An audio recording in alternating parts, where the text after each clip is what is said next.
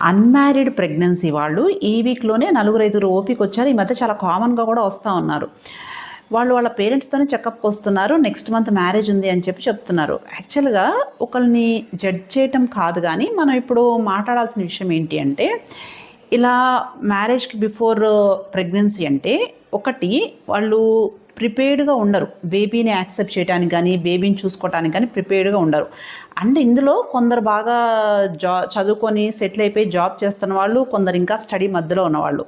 So, ఫైనాన్షియల్‌గా, career పరంగా settle అయ్యి ఉండరు. అదొక ప్రాబ్లమ్. ఇంకొకటి ఫ్యామిలీలో అందరికీ యాక్సెప్టెన్స్ ఉండదు.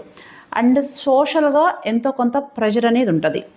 ఇంకొకటి ఏంటి అంటే అన్‌మ్యారీడ్ ప్రెగ్నెన్సీ అన్నప్పుడు చెకప్స్ అనేది ఆటోమేటిక్‌గా కొంచెం డిలే అవుతాయి. ట్రీట్మెంట్స్ అనేది లేట్ అయిపోతదనమాట. సో, ఇవన్నీ ఫ్యాక్టర్స్ గుర్తుపెట్టుకొని యంగ్ కపుల్స్ అందరూ అంత అవేర్‌నెస్ లేకుండా ఈ రోజులలో ఎవరు లేరు కాబట్టి, మీరు ప్రెగ్నెన్సీ అనేది మ్యారేజ్ అవ్వకముందే ప్రెగ్నెన్సీ వల్ల ఇలాంటి ప్రాబ్లమ్స్ అన్నీ ఫేస్ చేయాల్సొస్తది. మీకు సోషల్‌గా సపోర్ట్ ఉండదు. స్ట్రెస్ పడాల్సొస్తది. ఇవన్నీ ఫ్యాక్టర్స్ యంగ్ కపుల్స్ ఒక్కసారి గుర్తుపెట్టుకోండి. సో, మీరు ప్రెగ్నెన్సీ ఎప్పుడైనా సరే ప్లాన్డ్‌గా ప్రెగ్నెన్సీ అయితే బెటరు. ఇలా అన్‌మ్యారీడ్ ప్రెగ్నెన్సీస్ వల్ల ప్రాబ్లమ్స్ ఫేస్ చేయాల్సొస్తుంది. ఒక్కసారి ఆలోచించుకోండి. ఓకేనా? Thank you.